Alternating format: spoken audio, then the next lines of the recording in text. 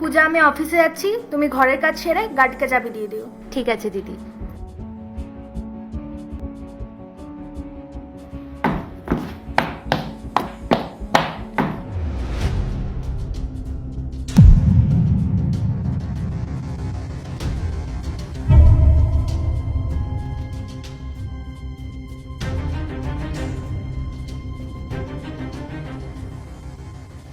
হ্যাঁ বলো। শোনো, মা বাবা চলে গেছে, বাড়ি পুরো ফাঁকা, বাড়িতে কেউ নেই, তুমি তাড়াতাড়ি চলে আসো। ঠিক আছে, আসছি।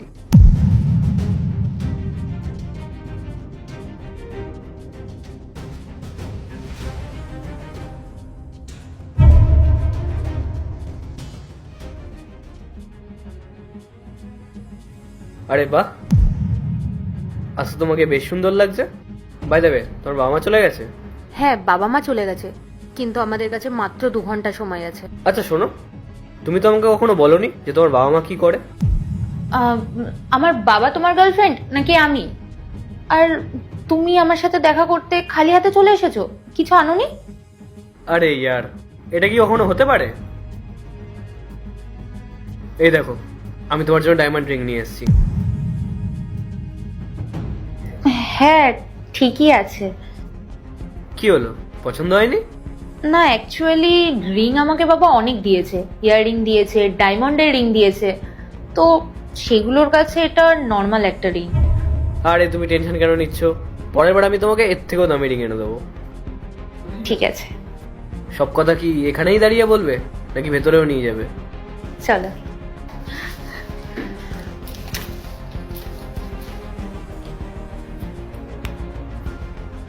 হেভি কিউট লাগছে।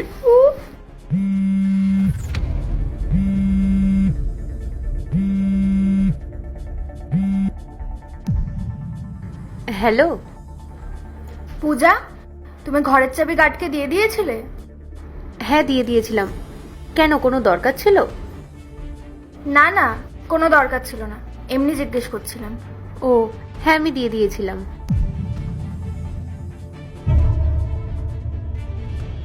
কার ফোন এসেছিল আর কি দেওয়ার কথা বলছিল? আরে ওই পাশের বাড়ি দিদিটা কল করেছিল, আমি ওদের চাবিটা ওদের কাজের লোককে দিয়ে দিয়েছিলাম কিনা ওটাই জিজ্ঞাসা করছিল। আচ্ছা আচ্ছা।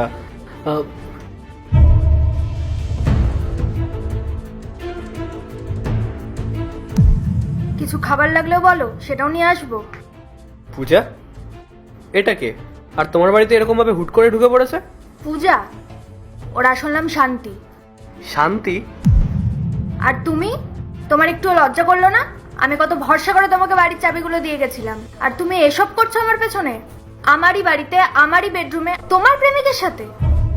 আর তার উপরে কাজের লোক হয়ে এ বাড়ির মালিক বলছো নিজেকে। ওই বাড়ির কাজের লোক? ম্যাডাম প্লিজ আমাকে ক্ষমা করে দিন, আর কোনোদিন এরকম হবে না। ক্ষমা করে দেবো? আমি তো আমার বাড়ির কাছ থেকে তোমাকে বার করবই, আর আশেপাশে সবাইকে বলে দেবো তোমার কীর্তিকলাপের কথা, আর এই সোসাইটিতে তোমার এন্ট্রিও বন্ধ করে দেবো। আরে হচ্ছে এটা কি? ওই বাড়ির কাজের লোক আর আপনি এই বাড়ির মালকিন? হ্যাঁ, কাজের লোকও আমার বাড়িতে ঘর মোছার কাজ করে, আর তোমাদের মতো বড়লোক ছেলেদের পটিয়ে টাকা নেওয়ার জন্য নিজেকে বড়লোক দেখায়। আর শুধু তুমি একা নও, দেখো আরো তোমার মতো কতজন আছে। তাও তো ভালো, কাল আমাকে গার্ড বলে দিয়েছিল যে আপনাদের বাড়িতে রোজ নতুন নতুন ছেলে আসে। ম্যাডাম প্লিজ আমাকে ক্ষমা করে দিন। আমার পুলিশ ডাকার আগে বেরিয়ে যাও এখান থেকে।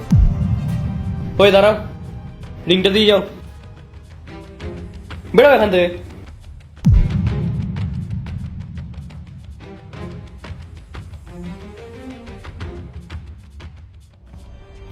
সরি, আমি না জানতাম না যে ও এরকম।